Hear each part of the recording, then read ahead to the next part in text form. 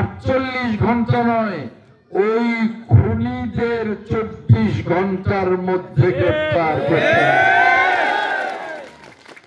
24 ঘন্টার মধ্যে ওই খুনিদের গ্রেফতার করতে হবে। ওই খুনিদের রিমান্ডে এনে তারপরে তাদের কাছ থেকে বের করতে হবে এই নির্মমতার কারণ কি, তাদের চামড়া খসিয়ে ফেলতে হবে। কোন রকমের এখানে কোন মানবতার প্রশ্ন নেই। একটা সংবাদ পেয়ে হাসনগঞ্জ চকচকিয়াতে আসবো ভাবতে পারিনি। এত নৃশংসতা, এভাবে একজন জ্যান্ত মানুষকে এভাবে নির্মম ভাবে হত্যা করা, এবং সেই হত্যার প্রকৃতি আমার মুখ দিয়ে বলতে পারবো না, এত নির্মমতা। এই নির্মমতার যদি বিচার না হয়, যারা অপরাধী তাদের যদি দৃষ্টান্তমূলক শাস্তি না হয়, তাহলে এই এলাকা নয়, শুধু এই পুরো অঞ্চলে আবার এই ধরনের নৃশংসতা ঘটতে পারে, আর ওই অপরাধীরা আবারও সুযোগ খুঁজবে। কাজেই অপরাধীদের সুযোগ করে দেয়া যাবে না। অপরাধীদের অবশ্যই দৃষ্টান্তমূলক শাস্তি দিতে হবে, যেই শাস্তি দেখে অন্যান্য অপরাধীরা খামোশ হয়ে যায়।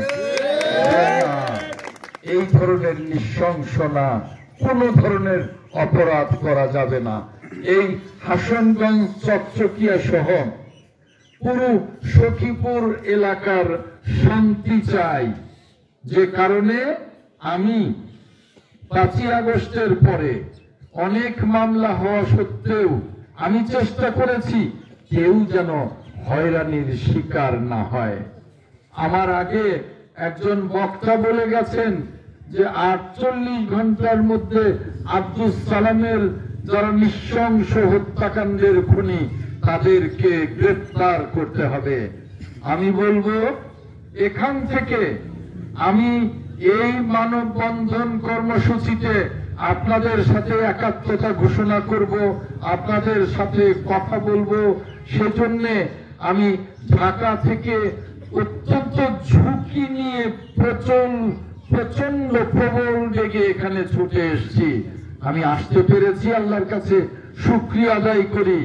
আমি আজকেই এখনই গাড়িতে উঠেই আমি ওসির সাথে কথা বলবো, এসপির সাথে কথা বলবো।